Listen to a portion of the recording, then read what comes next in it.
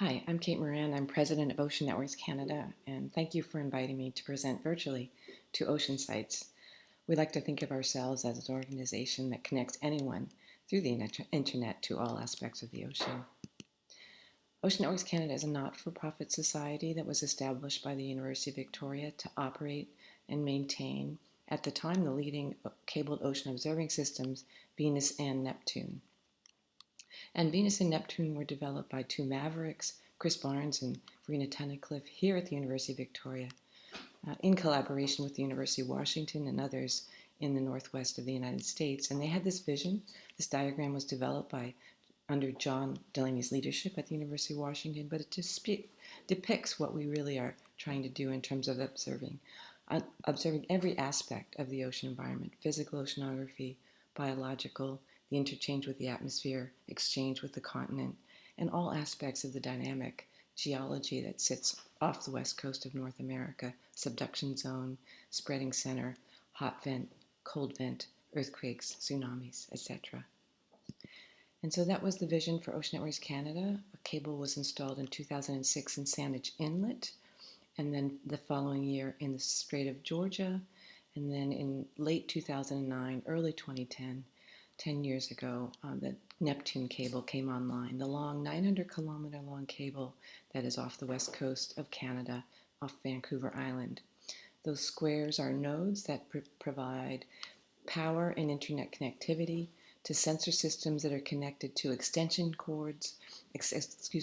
cables that are connected to junction boxes that provide the transformers to reduce power to what's needed for standard oceanographic sensors. These sensors sit beneath the ocean floor, on the ocean floor, in the water column, and on land. And we now also deliver data from autonomous systems and mobile assets.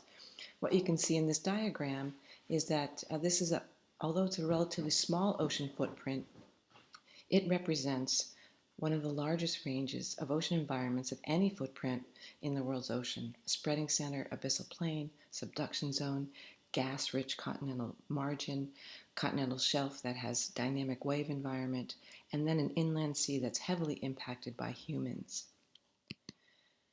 In addition to building that physical infrastructure, we also built Oceans 2, which is a big data operating system. We're recognized by the Science Council, the International Science Council, as a world data system, one of only 3 in Canada that are recognized in that way. We have an interactive control system that includes both interactive for science, but also for monitoring the health and actually doing remote repair of systems. It also has broad open access, wide dissemination of data through many ways, and we develop tools and products that get released on a monthly basis to continually improve how we're delivering data for scientists, educators, and of course the public, and now in many cases with infrastructure operators in the ocean. Because of Oceans 2, we're delivering data from other parts of Canada. Ocean Networks Canada operates systems in the Arctic, in Cambridge Bay and Gascoyne Inlet. We're expanding to other communities very soon in the Arctic. We are delivering data from the East Coast with our partner institutions at the University Memorial and Dalhousie University. And they physically operate the infrastructure, and we provide them resources to do so and then deliver data in a really strong partnership.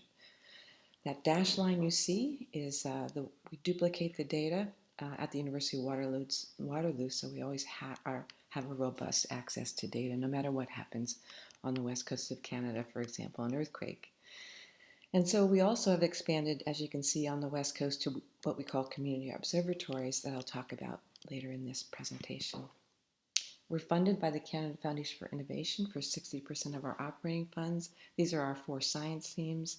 I'll just give you some highlights of some of the science that we've achieved so far to date. And what you can see in this image, in this video, is really just an example of one of the most dynamic places, the Endeavour segment of the Juan de Fuca Ridge. These are hot smokers where you see 300 plus degrees seawater, mineral rich coming out of the seafloor, creating these giant chimneys that get populated with life. So we monitor this part of one of Canada's marine protected areas on a regular basis, but many ridge scientists use these data to understand ridge processes. In terms of the research that we we enable. One of the new areas is neutrinos, and that was a real surprise to us, but we've now installed a test neutrino observatory. It's been operating for 2 years. We just last week just did a survey, actually 2 days ago, did a survey of these straw strings, and they're working quite well. So we're going to be expanding this neutrino observatory in the coming months, and hopefully have a full-scale array of a neutrino observatory at our deepest location in Neptune. And just last week in Nature Astronomy, the description of this experiment was published. In terms of our core research themes, life, we have been able to do things like discover new life forms. We have been able to understand better aspects of climate by a comprehensive study of the impacts of low oxygen in Saanich Inlet. We've been able to understand, scientists have been able to understand the actual quantification of how much gas is coming out of the seafloor based on the quantification from our real-time data. And we have been able to provide data in a continuous manner to really understand slow slip and these aspects of subduction zone earthquakes. And of course, just recently, because of COVID-19, and because we are online and with real-time data over a long period of time, scientists could actually look at those data and were able to quickly publish and demonstrate that ocean noise was reduced due to the COVID-19 reduction in shipping off the west coast of Canada. In terms of scientific impacts, we have a broad data distribution. Less than half are from Canada, a great number from the United States, but also a great number from Europe. Primarily Europe actually use our data, which is freely available in many different ways, as I talked about in Oceans 2. The themes really are distributed among our science themes quite well. We do also provide support for other science, as I just described with neutrinos, but also for forensics and material science, and also data science that is growing because of the rich data system we have. I anticipate that we'll see a growing number of climate change publications as the length of our time series grow and become more valuable.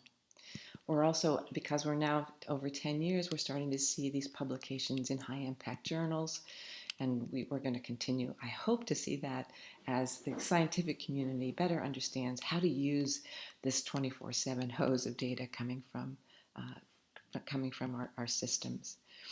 We also have a growth in the number of our data users. This is not up to date. We're now up to over 20,000 users. And because of this growth, we can anticipate an increase in publications. In terms of the collaboration, you can see based on just the authorship analyses, we're seeing a lot of collaboration across many countries, which is really something that will help us understand the ocean better as we have many aspects of the ocean knowledge coming together to use our data and data from their own areas of ocean study.